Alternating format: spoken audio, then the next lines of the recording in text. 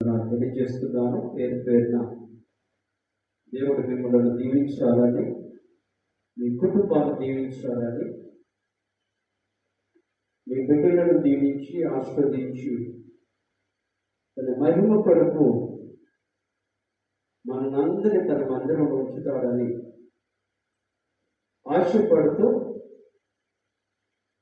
ఒక ఉదయకాల సమయంలో దేవుడు మన పట్ల చూపిన తన ఉన్నతమైన కృపను బట్టి స్తుతిస్తూ, అలాగే మరి ఇక జనవరి మాసం చివరి వారంలోకి మనం ప్రవేశపెట్టిన దేవాది దేవునికి ఒక్కసారి చేతులు ఎత్తి స్తుతులు చెల్లిద్దాం.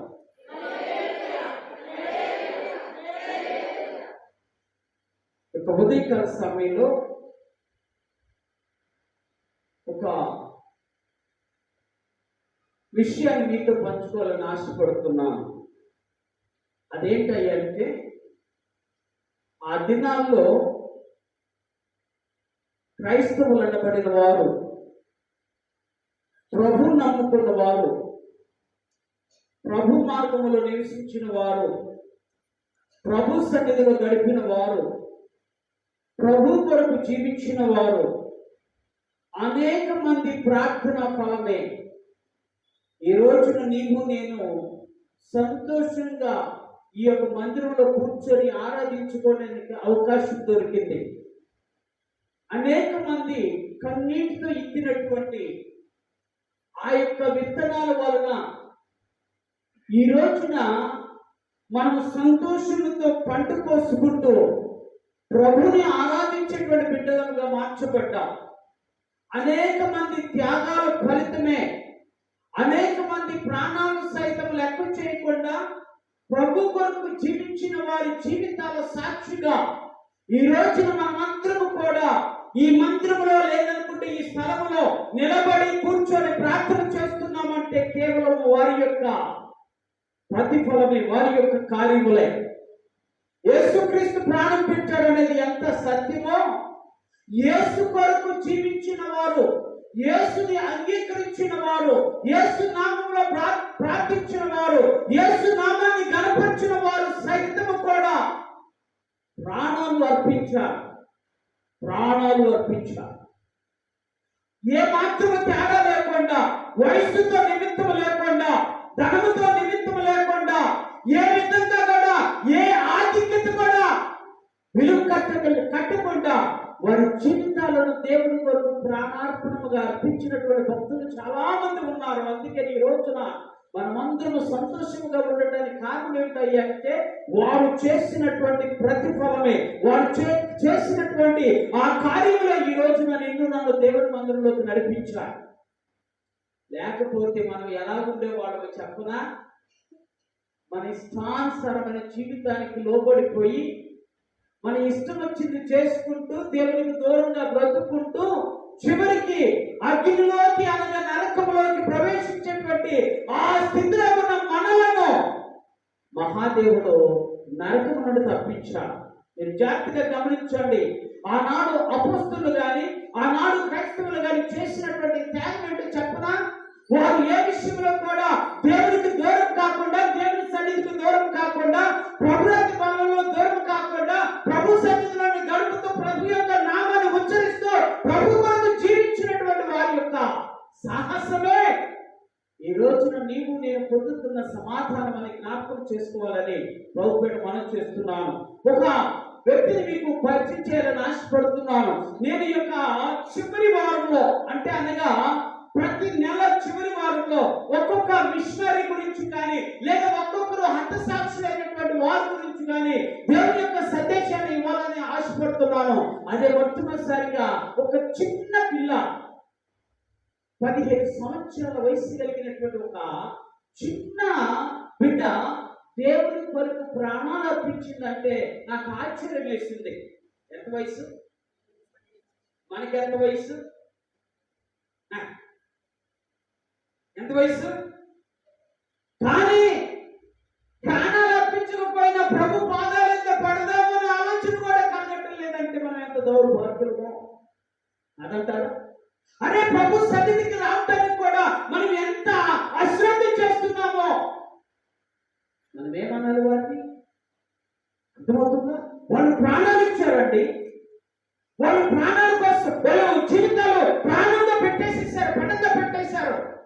కారణం ఏంటంటే మన జీవితాలు బాగుగా ఉండాలని, మన జీవితాలు ఆనందంగా ఉండాలని, మన జీవితాలు ఆశీర్వదించబడాలని, మన జీవితాలు మన యొక్క పరిస్థితుల నుండి మార్చబడాలని, మన జీవితాలు ఉన్నతమైన స్థానంలో ఉంచబడాలని ఆశపడి ఎంతో మంది భక్తులు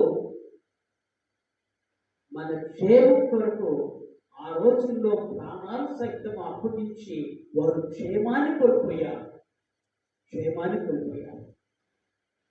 ఆ 15 సంవత్సరాల వయసు కలిగిన పాప ఈ రోజున ఫ్రాన్స్ అనేటువంటి దేశంలో ఆనాడు పుట్టినటువంటి లియోన్ అనేటువంటి ప్రాంతంలో పుట్టినటువంటి ఒక చిన్న పాప, 15 సంవత్సరాల వయసు కలిగిన పాప. Total span of life is only 15 years. ఆమె బ్రతికినన్ని సంవత్సరాలు కూడా కేవలం 15 సంవత్సరాలే. ఎప్పుడు ప్రభు నమ్ముకుందో తెలియలా, ఎప్పుడు ప్రభు దగ్గరకు వచ్చిందో తెలియలా, ఎప్పుడు బాప్తిసం తీసుకుందో తెలియలా, కానీ 15 సంవత్సరాలే బ్రతికింది. ఆ పాప పేరు బ్లాండినా. ఎంత విన్నారో పేరు కదా? బ్లాండినా పేరు విన్నా నేను ఒక్కసారి మాత్రమే. ఎక్కడ విన్నానంటే మన సహోదరుడు ఉండేవాడు రాజేష్ అని, వాళ్ళ మేనత్త గారి పేరు బ్లాండినా. నాకు ఆశ్చర్యం వేసింది. అంటే ఆ దినాల్లో ఆ తల్లికి ఆ పేరు పెట్టడానికి గల కారణం ఏంటో నాకు తెలియదు, కానీ నేను బ్లాండినా గురించి నేను చదువుకున్నప్పుడు, నేను తెలిసినప్పుడు, నేను నేర్చుకున్నప్పుడు నాకు అనేకమైనటువంటి సత్యాలు బయలుపరచబడ్డాయి. ఈ బ్లాండినా అనే వ్యక్తి ఎలాంటి పరిస్థితుల్లో తన జీవితాన్ని దేవుడి కొరకు అర్పించింది అనే విషయాన్ని గురించి మీతో చెప్పాలని ఆశపడుతున్నాను. వాస్తవానికి ఆ దినాల్లో భయంకరమైనటువంటి దినాలు, ఆ దినాల్లో భయంకరమైనటువంటి పరిస్థితులు, ఎక్కడ క్రైస్తవులు కనబడితే అక్కడే వారిని హతమార్చాలనేటువంటి ఆలోచన చేస్తున్నటువంటి రాజ్యాంగాలు, అనేక మంది రాజులు, చక్రవర్తులు వయసుతో తేడా లేకుండా, వయసుతో నిమిత్తం లేకుండా, ఎవరిని కూడా చూడకుండా ఇష్టానుసారంగా మరణ శిక్ష వేయాలి, చంపేయాలని ఆశపడుతున్నటువంటి దినాలు ఆ దినాలు. 92 సంవత్సరాల వయసు కలిగిన పొదినాస్ అనేటువంటి ఒక అతన్ని నిర్దాక్షిణ్యంగా చంపివేశారు. ఆ కాలంలోనే 177వ సంవత్సరంలో, అనగా క్రీస్తు జన్మించినటువంటి ఆ సంవత్సరాలను ఆధారం చేసుకొని 177వ సంవత్సరంలో ఆ లియోనటువంటి ప్రాంతంలో భయంకరమైన వధ జరిగింది. ఎంత భయంకరమైన వధ అంటే చిన్న పిల్లలను సహితము లెక్క చేయకుండా, పెద్దవాళ్ళులే వీళ్ళు ఏం చేస్తారులే, నమ్ముకుంటే నమ్ముకోనిలే అని వదిలేనటువంటి పరిస్థితిలో ఉన్నటువంటి ఆ దినాల్లో అనేక మంది దేవుని కొరకు ప్రాణాలు అర్పించారు. వారు చేసిన తప్పేంటో తెలుసా? వారు ప్రాణాలు పెంచడానికి చేసిన తప్పేంటో తెలుసా? వారి యొక్క దృష్టిలో కేవలం దేవుని నమ్ముకున్నారని, కేవలం దేవుని నామాన్ని ఉచ్చరిస్తున్నారని, దేవుని గురించి ప్రకటన చేస్తున్నారని, దేవుని యొక్క సన్నిధిలో గడుపుతున్నారు, ఒకే ఒక చిన్న ఆశ, ఆలోచన. అందుకని వారు ఏం చేసిందో తెలుసా? భయంకరమైన వధకు గురి చేసింది. ఒకవేళ ఎవరైనా అనారోగ్యంతో బాధపడుతుంటే ఏమంటారు తెలుసా? అరే ఈ అమ్మాయికి ఇంకేం చేస్తుందిరా, నీకు ఆరోగ్యమే సరిగ్గా లేదు, ఏం చేస్తుంది ఈ పిల్లలు, ఎందుకు వదిలేద్దామని ఆలోచన లేనటువంటి దినాలు. వాస్తవానికి ఈ బ్లాండినా అన్నటువంటి ఒక చిన్న యవనస్తురాలు, 15 సంవత్సరాల వయసు కలిగినటువంటి యవనస్తురాలు ఆ కాలంలో పుట్టి ఆ కాలంలోనే మరణించిందంటే ఎంత ఆశ్చర్యం వేసిందో నాకైతే. ఎవరి కోసం అంటే కేవలం ప్రభు కోసమే. ఆమెను భయంకరంగా హింసించినటువంటి క్షణాలు, ఆసన్నమైనటువంటి దినాలు. ఒక రోజున ఆమె అక్కడే అదే ప్రాంతంలో ఒక క్రైస్తవురాలి ఇంట్లో పని చేయడానికి, అంటే తుడిచే పని స్లేవ్గా బ్రతకడానికి అక్కడికి వెళ్ళిందట. ఆమె క్రైస్తవురాలట. ఈమె కూడా ఆమె మార్గాన్ని అనుసరించి క్రైస్తవురాలిగా మారిందట. ఆ మారినటువంటి స్త్రీ, ఆ యవనస్తురాలు అద్భుతమైనటువంటి విషయాలను అనేక మందికి తెలియపరిచింది. అక్కడ ఉన్న వారందరికీ, క్రైస్తవులందరికీ అనేక విధాలుగా ధైర్యపరిచి, అనేక విధాలుగా వారిని హెచ్చరించి, అనేక విధాలుగా వారిని బలపరిచి, అనేక విధాలుగా ఏ మాత్రం మీరు తగ్గకుండా దేవుడి కొరకు నిలబడండి, దేవుడు మీకు పరలోక రాజ్యం ఇస్తాడు అని బోధించినటువంటి ఒక యవనస్తురాలు మనము ఉన్నాం. కానీ కనీసం పక్కన కూడా ఏం చెప్పు, ప్రభువుని గురించి చెప్పు. మన ఇంట్లో వాళ్ళకి కూడా బాబోయ్ నీకేమనిపిస్తుందో నాకు తెలియదు, కానీ నీ ఇంట్లో వాళ్ళు నశించిపోతుంటే, నీ ఇంట్లో వాళ్ళు నరకులో పడిపోతుంటే నీకు ఆనందం ఉందంటే నేను చెప్పలేనమ్మా. అది ఎంత దౌర్భాగ్యమైన పరిస్థితి కదా, ఉంటే కాదంటే నీ పక్కనున్న వారు, నీ ఇంటి వారు కనుక రక్షించబడకపోతే నువ్వు ఏ విధంగా సంతోషంగా ఉండగలుగుతావు? ఒకవేళ నువ్వు నేను పరలోకానికి వెళ్ళిపోతే అక్కడ మేము సంతోషంగా ఉండగలుగుతాం. అందుకే చెప్తున్నా ఈ రోజు క్రైస్తవ జీవితం అంటే మీరు అనుకున్నట్టు పోర పాన్పు కాదు. ఏ పాన్పు? క్రైస్తవ జీవితం అంటే మీరు అనుకున్నట్టు మహా గొప్ప రథం మీద నిన్ను తీసుకెళ్తున్నట్టు కాదు. క్రైస్తవ జీవితం అంటే శ్రమలతో కూడిన జీవితము. క్రైస్తవ జీవితం అంటే వేదనతో కూడిన జీవితము. క్రైస్తవ జీవితం అంటే అనేక విధాలుగా కన్నీరు కార్చి జీవితము. ఆ జీవితంలో భయాన్ని అనిపించినటువంటి శ్రమ భయంకరమైనవి. ఆ యవనస్తురాలు 15 సంవత్సరాల వయసులో ఒక ఇంటికి సేవకురాలుగా పనిచేసేటువంటి ఒక వ్యక్తిగా, బానిసగా, దాసిగా తన జీవితంలో కొనసాగిస్తున్నటువంటి సమయంలో మార్కస్ అరేలియస్ అనేటువంటి ఒక చక్రవర్తి వచ్చాడట ఆ దేశానికి. ఆ చక్రవర్తి వచ్చి వీళ్ళందరూ ఎవరైనా సరే దేవుడిని కనుక ఆరాధిస్తే వాడిని తీసుకెళ్లి జైల్లో పెట్టండి, ఒకవేళ వారు కనుక రోమా పౌరసత్వం లేకపోతే వారిని ఇష్టం వచ్చినట్టు చంపేది. ఇది ఆజ్ఞ. పౌరసత్వం లేకపోతే, అంటే రోమిలకు పౌరసత్వం ఉందంటే వాడు గొప్పవాడు, వాడు ప్రభువు నమ్ముకుంటే వాళ్ళు తీసుకొని చేయలేండి, వాళ్ళకి ఆయన మాత్రము చేయదు. ఏం చేయాలి? వాళ్ళు జైల్లో పెట్టండి. ఒకవేళ పౌరసత్వం లేని వారిగా ఉంటే వారిని తీసుకెళ్లి ఇష్టానుసారంగా వారిని హింసించి చంపుడని చెప్పి ఆజ్ఞించాడట. వాస్తవానికి ఈ బానిసకి రోమ పౌరసత్వం లేదు, ఈ బానిసకి సరైనటువంటి ఆరోగ్యం కూడా లేదు, ఈ బానిస పిల్లకి ఏమాత్రం కూడా యోగ్యత లేదు. కానీ ఆ చేసిన చిన్న పొరపాటు ఏంటంటే యవ్వన కాలం మందు యెహోవాను నమ్ముకొని బ్రతకడం చేసిన ఆ పొరపాటుకు ప్రాయశ్చిత్తం అంటే చెప్పున తన ప్రాణాలను సహితము దేవుని కొరకు అర్పించింది. చిన్న వయసులో ఆమె ఏ విధంగా అర్పించబడింది అనే విషయాన్ని గురించి నేను 3 మాటలు చెప్పాలని ఆశపడుతున్నాను. ఒక్కసారట ఈ విధంగా ప్రకటిస్తున్నారు, వీళ్ళు ఏ విధంగా నాశనం చేయాలని ఆలోచిస్తున్నటువంటి ఆ చక్రవర్తి పన్నాగంలో మొట్టమొదటిసారిగా అనేక మంది చంపబడ్డారట. ఈమెను కూడా తీసుకొని వెళ్ళారట. తీసుకెళ్ళి ఒక ప్రశ్న వేశారట, ఇప్పటికైనా మించింది ఏమి లేదు. వాస్తవానికి నువ్వు బానిస పిల్లవి, వాస్తవానికి నువ్వు ఒక వ్యక్తి దగ్గర దాసిగా పనిచేస్తున్న పిల్లవి, ఏమాత్రం కూడా సరైన ఆరోగ్యం లేనటువంటి పిల్లవి, ఏమాత్రం కూడా రోమన్ పౌరసత్వం లేని పిల్లవి. ఒక్కసారి నా యేసు కాదు దేవుడు అని చెప్పు, నా యేసు దేవుడు కాదని చెప్పు, కైసరే దేవుడు అని చెప్పు, చక్రవర్తి దేవుడు అని చెప్పు అని చెప్పి బలవంతంగా ఆమెను ఒప్పించడానికి ప్రయత్నం చేశారట. అప్పుడు అన్న మాట నిజంగా ఎంత అద్భుతమైందంటే, ఆమెదట నేను క్రైస్తవురాలును, మా మధ్య ఎటువంటి చెడు జరగలేదు, అంటే నా దేవుడు నాకు ఎప్పుడు కూడా ఏ చెడు చేయాల, నేను క్రైస్తవురాలుగానే బ్రతుకుతాను అందట. ఒకసారి ఆలోచించండి, ఎవరన్నా మిమ్మల్ని గనక ఏ క్రైస్తవురాలుగా ఉండి మాకు ఉంటే నిన్ను చంపేస్తానంటే పొద్దునే బ్రతికితే బస్ స్టాండ్ లో బఠానీలు అమ్ముకుని ఆయన బ్రతకొచ్చు, కానీ ఈ భాగ్యం మన కొద్దులు అనుకొని దేవుని విసర్జించి దేవుని సన్నిధికి దూరం అయిపోయి అవసరమైంది దేవుడు చెప్పినటువంటి వాటిని అన్నింటినీ చేస్తూ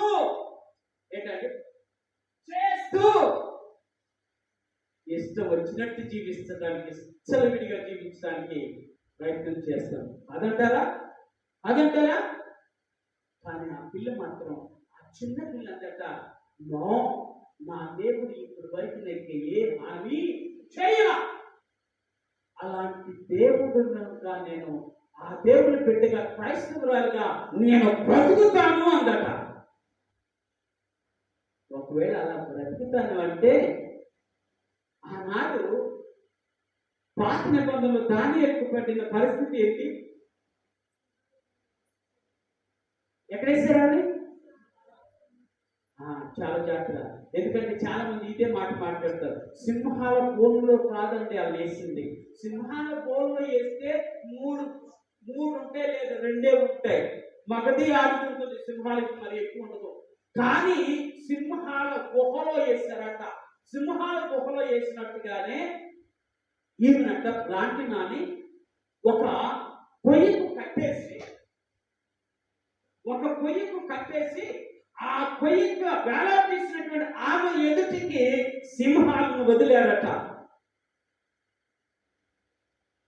ఏం చేస్తే వదిలిపెడితే, అసలు వదిలి సింహాలు ఎందుకు అంటే, జనరల్ గా వాటిని వదిలేదే ఆహారం కోసం. ఆమె కట్టబడినటువంటి ఆ వ్యక్తి కట్టబడితే ఆగుతాయా?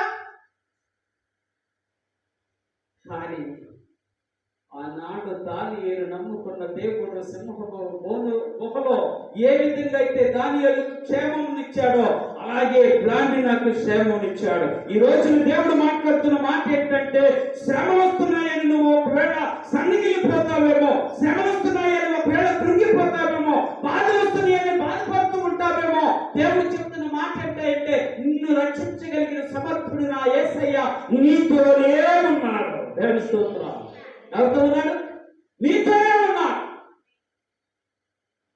ఆమె బాగా కట్టేసి ఉంచితే, ఆ సింహాలను వదిలితే, సింహాలట అక్కడికి వచ్చి అలాగా నిలబడి చూస్తున్నాయట. ఎవరైతే లాంటిన ఎదుట అలా నిలబడి చూస్తుంది. ఆశ్చర్యం వేసింది. ఓహో, బహుశా ఈ సింహాలకి ఆకలి అవ్వలేదేమో, ఒక వారం రోజులు అక్కడే కట్టేసి ఆ సింహాలను అట్టే ఉంచేద్దాము, ఒకవేళ ఆకలి అయితే తింటాయేమో అనుకున్నారట. ఎవరు? అర్థమవుతుందా? ఇప్పుడు చెప్పనా, పిచ్చుకలకే ఆహారం పంపిన దేవుడు సింహాలకు తానే ఆహారం పంపించి బ్లాండిన మీద ఏ మాత్రము కూడా దాడి చేయకుండా ఉన్నాయి అంటే నా దేవుని మహిమే. అదంటారా? నా దేవుడు అంత అద్భుతమైన రీతిలో బ్లాండినాను కాపాడా.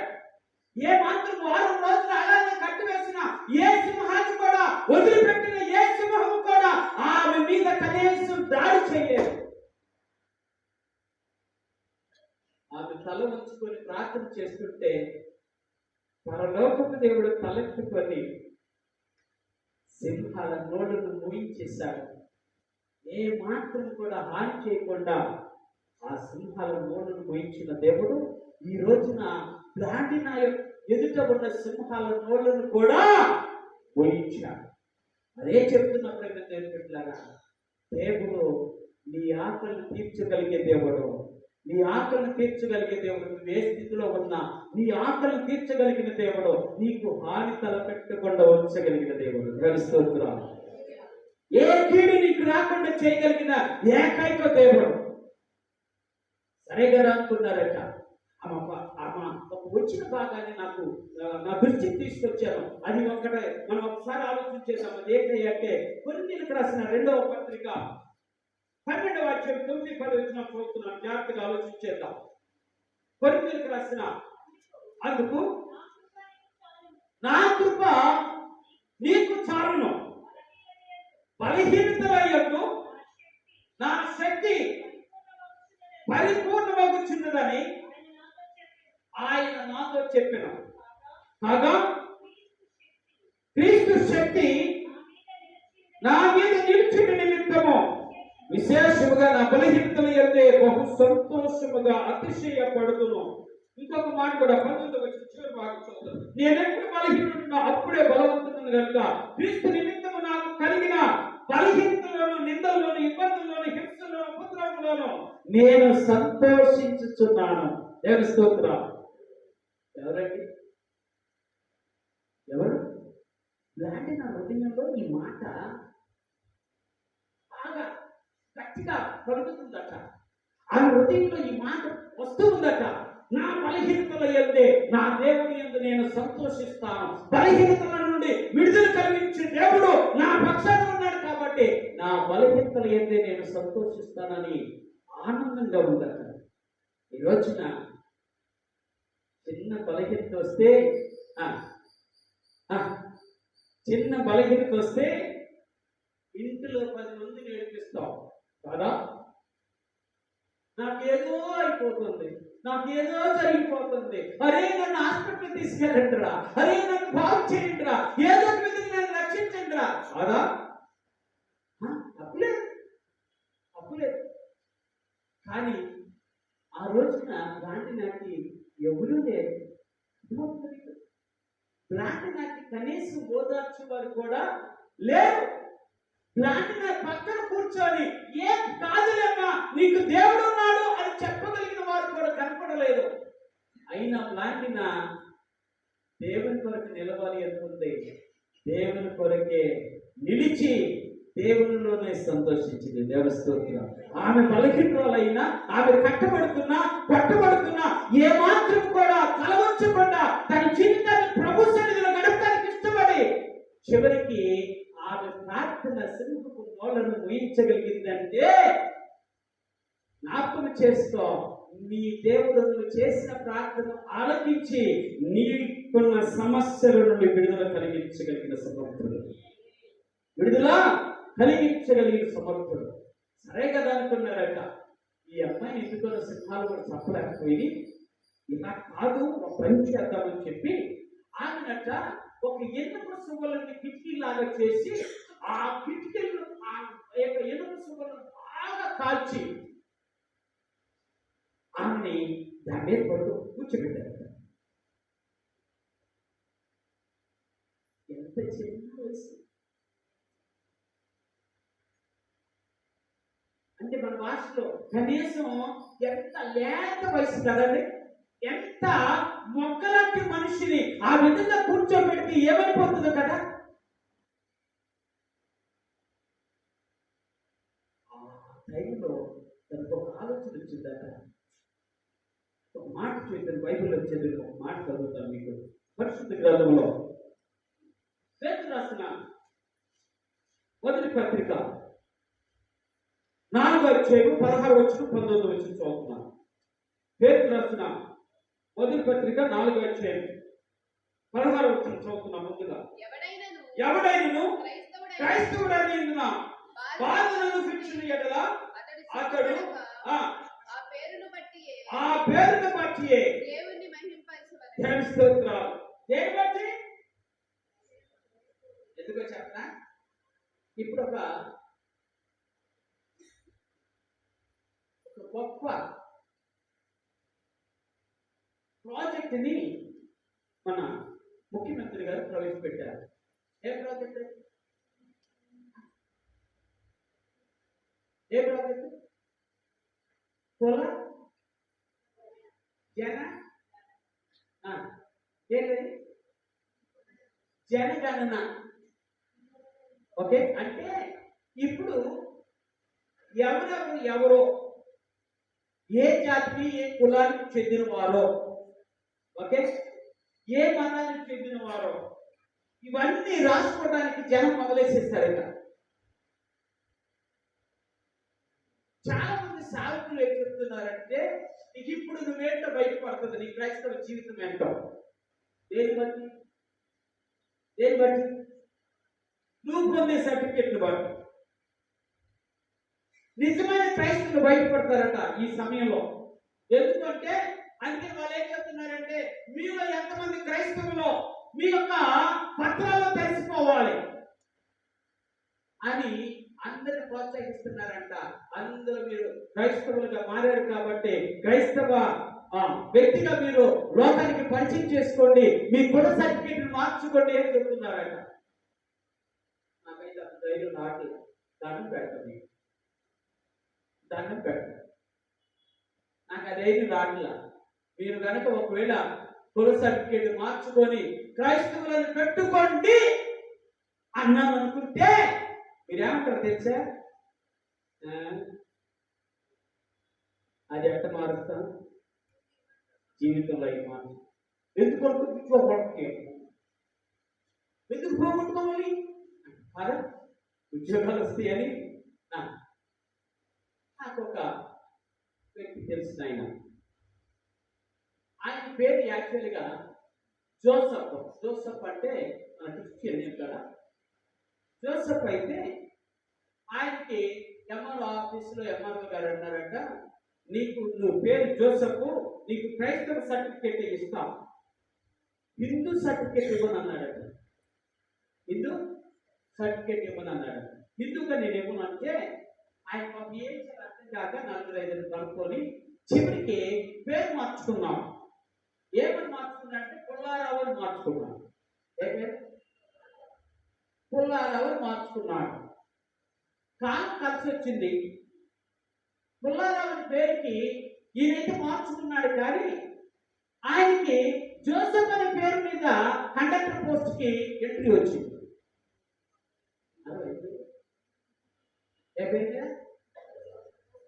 ఇప్పుడు సచివాలయం జోసెఫ్, పుల్లారావు ఎవరికి తెలియదు.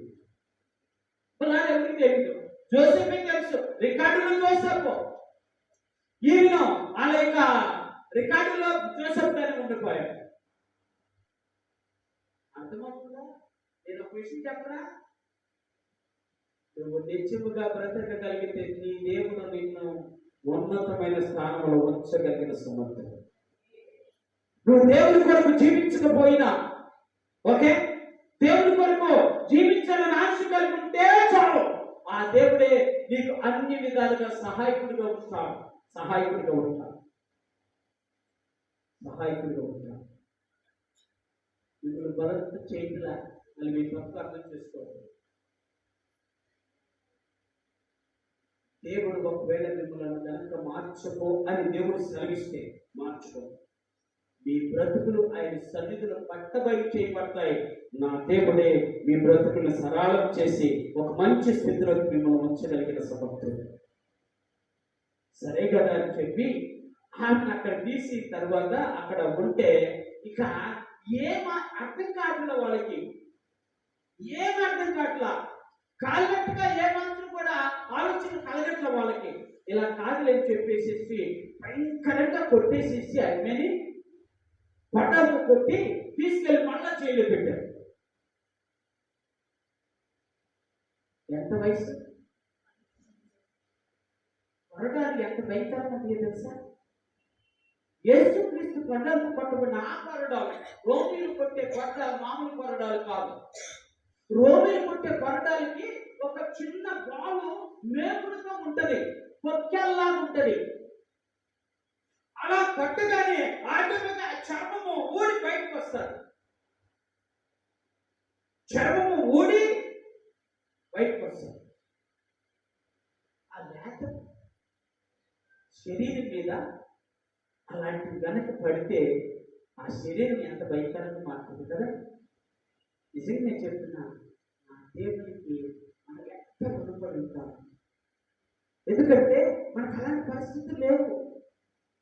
వాళ్ళన్న పరిస్థితులు భరించుకొని మనకి ఒక మంచి ఆశీర్వాదకరమైన జీవితాన్ని అనుగ్రహించాలని ఆశపడుతుంటే మనకు మన జీవితాలను ఆ ఆలోచన ప్రకారంగా ఉండలేకపోతున్నాము. ఆ ప్రభు ఇచ్చిన ఆలోచన ప్రకారంగా జీవించలేకపోతున్నాము. ప్రభు దీవెన మనం పొందలేకపోవడానికి కారణం ఏమిటంటే మనమే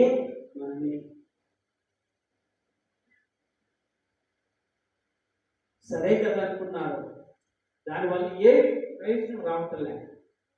సరే కదా అని చెప్పి ఆయన అలా యాంటీ థియేటర్ అంటే ఒక మైదానంలో ఉంచి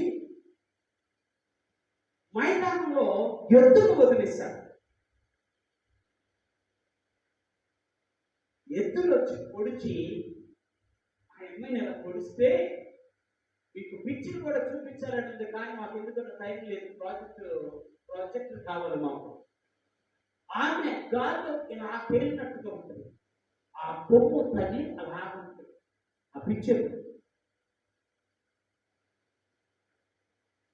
అంత భయంకరంగా శ్రమపడి చివరికి ఆమె చనిపోవటం లేదని ట్యాగ్ ఒకటి తీసుకొని బడిసి లాంటి ఒక దాన్ని తీసుకొని ఆమెని క్షేత్రం చేసేసారు, చంపేసి అలాగే నరికేశారు, అలాగే తీసేశారు. అయినా తను చనిపోతున్నా కూడా వాళ్ళందరికీ చెప్పిన సత్యం ఏంటంటే, ఇదిగో నేను చనిపోతున్నా, మీరు బలపరచబడాలి, అవసరమైతే మీ ప్రాణాలు దేవునికి ఇవ్వడానికి సిద్ధపడండి అని ఆ ఎంపీ ఆటలో ఆ యొక్క మైదానంలో అందరికీ గొప్పగా గట్టిగా అరిచి చెప్పిందట. అరిచి చెప్పి ఎందుకు విషయం చెప్తున్నట్టే ప్రజలారా, ఆ గొప్ప వారి త్యాగం ఈ రోజున సమాధానంగా మనం ఉండగలుగుతున్నాం. వాళ్ళంతా త్యాగం చేశారు. ఒక చిన్న శ్రమ తట్టుకోలేదు మనం కదండి. ఎద్దుల కొమ్ములు శరీరంలో దిగబట్టి ఎలాగ తట్టుకుందో ఆ మహా చిన్న తల్లి. ఆమె కాల్చున్నటువంటి ఆ ఇనుప సుమల మీద కూర్చోబెట్టినప్పుడు ఎంత అల్లాడిపోయిందో ఆ చిన్న తల్లి. సింహాలంటే ఏం చేయలేదు, ఓకే దాన్ని కూడు. కొరడ దెబ్బలు కొట్టినప్పుడు ఎంత అల్లాడిపోయి ఉంటుందో కదా ఆ చిన్న తల్లి. అర్థమవుతుంది మా అవకాశం లేదు, మనకి అవకాశం రావటం లేదు. ఎప్పుడో దేవుడు మనకున్నటువంటి ఆ హక్కుల్ని కాపాడుతూ ఉన్నాడు.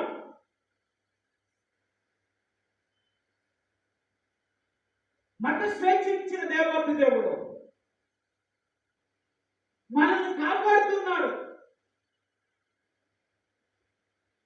కారణం అంటే తెలుసా, ఇంకా ఆయన తెలుసుకొని నా బిడ్డలు నా కొరకు జీవిస్తారు, ఇంకా తెలుసుకుంటారు.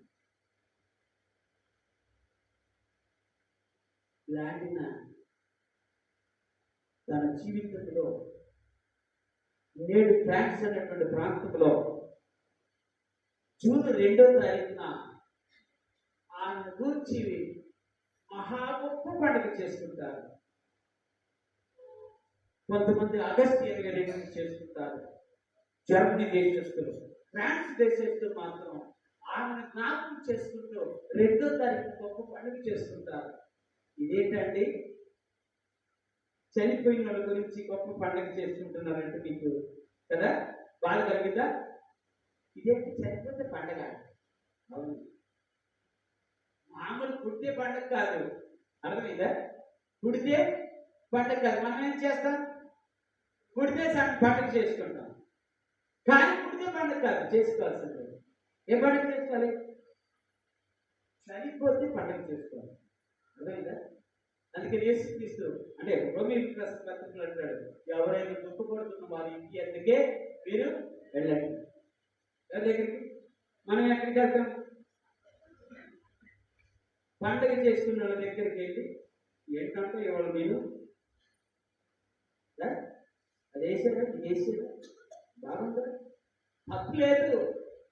కానీ దేవాది దేవుడు చలిస్తున్నటువంటి మాట ఏంటంటే, దుఃఖపడే వారి దగ్గరికి వెళితే ఓదార్పు కలుగుతుంది. సంతోషంగా ఉన్న వారి దగ్గరికి నీవు వెళితే నువ్వు సంతోషించడమే తప్ప వాళ్ళకే సంతోషం వస్తుందా?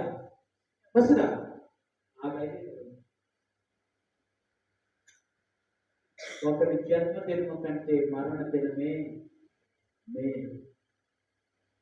ప్రసంగికి అందుకు అర్థం చెప్తారు 7వ అధ్యాయం. ఒకరి జన్మదినం కంటే ఏదేం లేదు. సంతోషించి వారి ఇంటికి పోవుట కంటే ప్రలాపించి వారి ఇంటికి పోవుట మేలు అన్నాడు.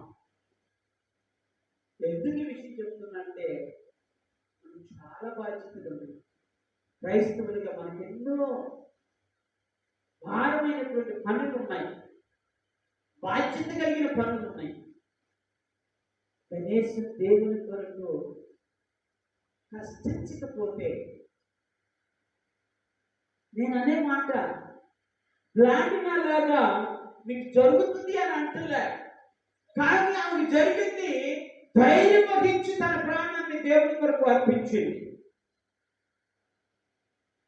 మీకు జరుగుతుందని అంటున్నా, శ్రమ వచ్చినప్పుడు కృంగిపోవద్దు అంటున్నా. బాధలు వచ్చినప్పుడు బ్రతుకు జీవుడా అన్నట్టు ఎందుకు బ్రతుకు అనుకోవాకుండి. ఇవన్నీ మానవ జీవితంలో సహజమే. అదంటారా? సహజమే. అందుకే మీరే అంటారుగా, మనుషులకి రాకుండా రామునికి వస్తాయి అంటారు. ఏంటి అని కదా? అయినా మీరు మనుషులు, మీరు వచ్చాక ఏమైపోతారు? అందుకే ఈరోజు గాంధీ నాది వారు చెప్తున్న సత్యం ఏమిటో చెప్పనా? క్రైస్తవ జీవితంలో వాళ్ళందరూ శ్రమలు పడి, మహావ్యాధులు పడి, మహారోధన చేసి, కన్నీరు కార్చి, రక్తాన్ని చిందించి, దేవుని కొరకు జీవించి మనకు ఒక స్ఫూర్తినిచ్చి వెళ్ళిపోయారు. ఆ స్ఫూర్తిలో మనం బ్రతకపోయినా ప్రభు కొరకు శ్రద్ధ కలిగి బ్రతకడం నేర్చుకుందాం. ప్రభు కొరకు భక్తి కలిగి బ్రతకడం నేర్చుకుందాం. ప్రభు కొరకు పశ్చాత్తాపంతో ప్రభు సన్నిధిని గడపడం నేర్చుకుందాం. ప్రభు కొరకు జీవించడం నేర్చుకుందాం. ఒకవేళ పరిస్థితులు అనుకూలించకపోతే, నా మట్టుకైతే బ్రతుకుడు క్రీస్తే, చావైతే మేలు. ఇది నేను తీర్మానం చేస్తున్నాను. దేవుని సన్నిధిలో అడుగుతున్నా, ఒకవేళ ప్రభు అలాంటి పరిస్థితి వస్తే నన్ను మాత్రం వెనుక తీయకో. నువ్వు నాతో ఉండి నా ప్రాణమును ఇవ్వటానికి సిద్ధముగా ఉంచు. ఆయన సన్నిధిలో గడిపితే అటువంటి దానికైనా త్యాగానికి సిద్ధపడే క్రైస్తవ లోకంలోకి మనం వెళ్ళగలుగుతాం. అందుకే ఈ ఉదయకాల సమయంలో నువ్వు క్రైస్తవుడు అయినందుకు బాధపడద్దు, ఆ పేరును బట్టి సంతోషించు. శ్రమలు వచ్చి నేను కృంగిపోకు. శ్రమల నుండి విడుదల చేసే దేవుడు నీ చెంతనున్నాడని మర్చిపోకు. నీ చెంతనే ఉన్నాడు.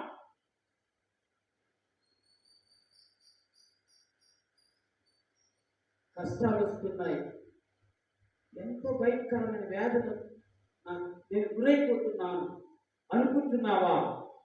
ఎవరి దగ్గర నువ్వు కన్నీరు కార్చొద్దు. నా ప్రభు దగ్గర మాత్రమే నేను కన్నీరు కార్చు. ఎందుకు చెప్తున్నాను? నువ్వు వేరే వాళ్ళ దగ్గర కన్నీరు కారిస్తే వాళ్ళు నిన్ను చులకనగా మాట్లాడతారు. నా ప్రభు దగ్గర కన్నీరు కారిస్తే నా ప్రభు ఎప్పుడు నిన్ను చులకనగా చూసేవాడు కాదు. నువ్వు బాధపడుతుంటే ఆనందించే దేవుడు మాత్రం నా దేవుడు కాదు. నీవు బాధపడుతుంటే నీ ప్రక్కన నిలబడి బాధపడే దేవుడు.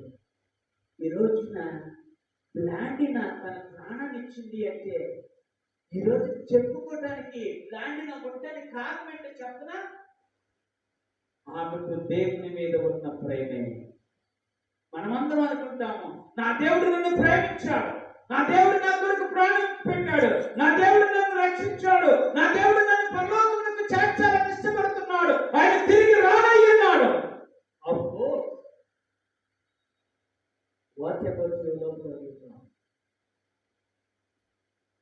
నీ దేవుని కొరకు, నీ ప్రభు కొరకు నీ ప్రేమ ఎంత ఎంత ఉంటుంది? ఆ ప్రేమ నీలో ఉంటే నీకు ఒక సవాలు ఇస్తున్నా. ఆ ప్రేమ కనుక కొంచెం ప్రేమ ఉన్నా, కొంచెం ప్రేమ ఆయన కొరకు నువ్వు దాచినిచ్చిన కొంచెం ప్రేమే.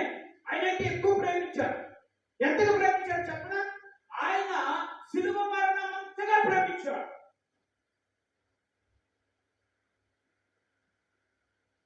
ఆయన ప్రేమలో కొంచెం ఉంటే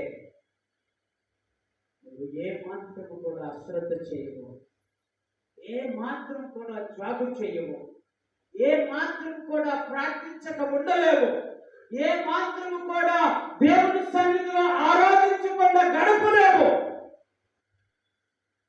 ఎందుకో తెలుసా? నువ్వు చేసే దాన్ని బట్టే నీకు దీవెన దొరుకుతుంది. ఇది పక్క. దేవుడు చెప్పాడు, నేను రుణం పుచ్చుకునే వాళ్ళను వారి క్రియలు చొప్పున ప్రతిఫలం ఇవ్వటానికి మరలా రాబోతున్న దేవుడు మన దేవస్తోత్రం. ఆయన మరలా రాబోతున్నాడు మన కొరకు. సిద్ధపడదామా? ప్రేమతో ఆయన సన్నిధిని వెతుకుతూ, ప్రార్థనతో మన జీవితాన్ని కొనసాగిస్తూ ప్రభు కొరకు జీవించాలి అనుకుంటే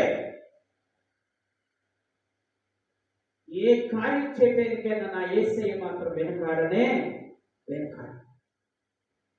ఆయనతో ఉండి ఆయన కొరకు జీవించి ఆయన దీవెనలు మనకు అనుగ్రహించి మనల్ని నిత్యము తన మహిమ కొరకు వాడుకున్నట్టుగా చిన్న ప్రార్థన చేసుకుందాం. ఈ యొక్క ఉదయకాల సమయంలో నా ప్రేమ దేవాతి దేవుని శ్రమిస్తున్నటువంటి మాట.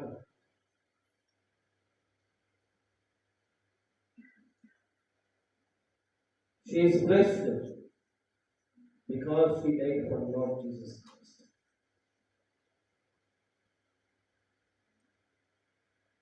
ఆమె దీవించబడింది. కారణం ఏంటంటే ఆమె ప్రభు కొరకు మరణించింది.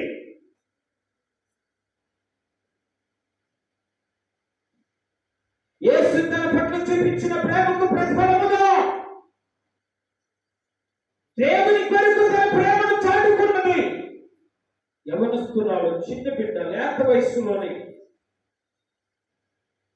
తన ప్రాణమును సైతము ప్రభు కొరకు అర్పించింది.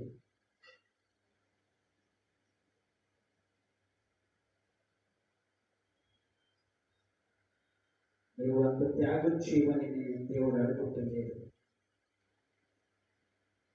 ఇంకా దేవుడు మనకు ఒక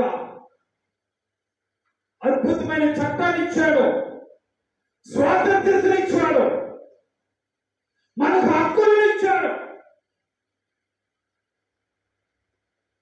ఒకవేళ ఇవన్నీ ఉన్నాయని దేవుణ్ణి అశ్రద్ధ చేస్తున్నావేమో,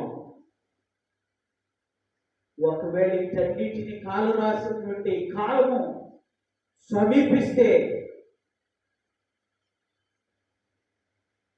నువ్వు దేవుని రాజ్యాన్ని కోల్పోతున్నావు.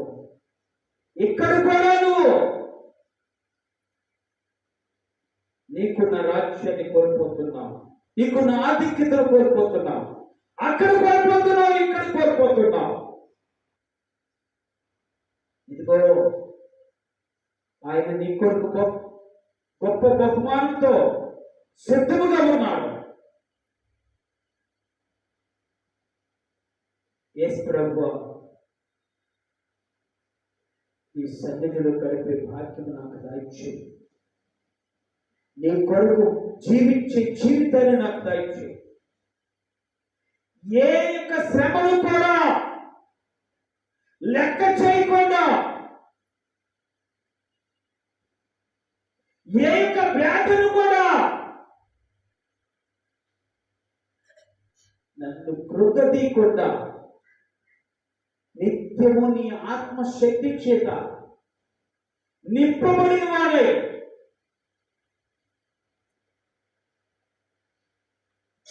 అద్భుతమైన ఆశీర్వాదం పొందుకోవడానికి దేవా నీవు నన్ను సిద్ధపరచవా.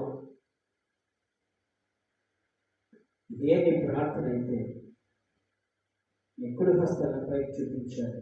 ప్రభు సన్నిధిలో ప్రార్థన చేద్దాం. దేవుడు సిద్ధంగా ఉన్నాడు. విమోచన ఆయన నీ జీవితాన్ని సిద్ధపరచడానికి,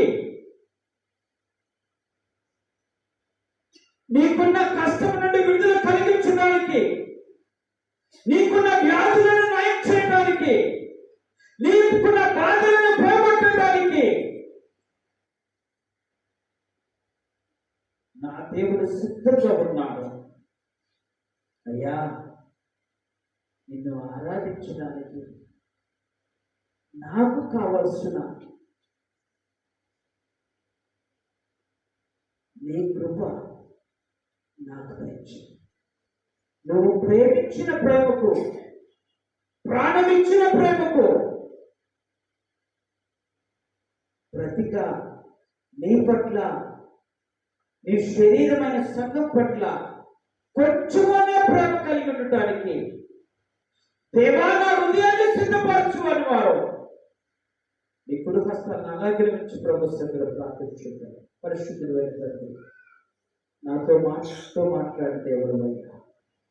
అవును ప్రభువా, మా బలహీనతలు ఏందే మేము సంపూర్ణమగునట్లుగా మమ్మల్ని బలపరచగలిగిన ఏకైక దేవానికి స్తుతులు చెల్లిస్తున్నామని అయ్యా. తన ప్రభ జ్ఞానిగా తన ఎవరి జీవితము ప్రభ అయ్యా నీ కొరకు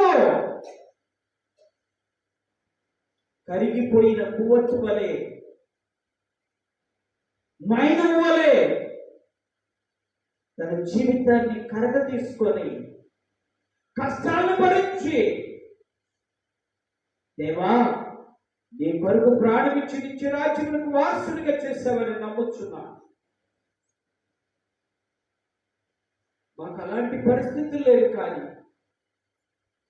ఉన్న పరిస్థితులను ఆధారం చేసుకొని ప్రభువా నీకు సమీపస్తులుగా ఉండటానికి, నీ సన్నిధిని అనుభవించడానికి, నీ సన్నిధిలో కన్నీళ్లు కార్చడానికి, నీవే దేవుడు వారి ప్రభువా చాటి చెప్పడానికి, నీ మహిమ కొరకు వాడబడటానికి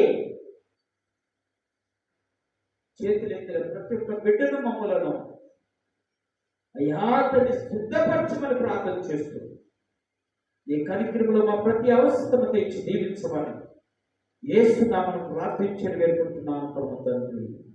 ఆమేన్ ఆమేన్ ఆమేన్. ఒక పాట పాడుతుండగా నాకు సమర్పించుకుంటా. మౌని ఒక పాట పాడు. ఈరోజు స్పెషల్ డే అన్న.